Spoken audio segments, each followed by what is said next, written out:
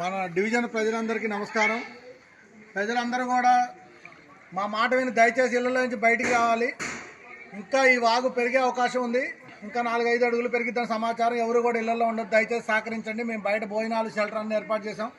అందరూ కూడా దయచేసి సహకరించి ప్లీజ్ అందరూ బయటికి రావాలి. ప్లీజ్ రిక్వెస్ట్, దయచేసి అర్థం చేసుకోండి.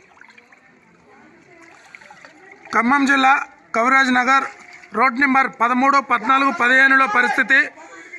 ఇక్కడ సుమారు 6 అడుగుల నీళ్లు పైన ఆ బజార్లో ప్రవహిస్తున్నాయి.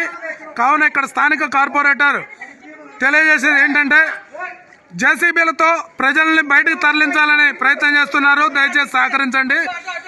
ఇళ్ల ముందు కార్లు పార్కు చేసిన కార్లు వెళ్ళిపోతున్నాయి. సహకరించండి. అమ్మ జాగ్రత్త. బాబు జాగ్రత్త.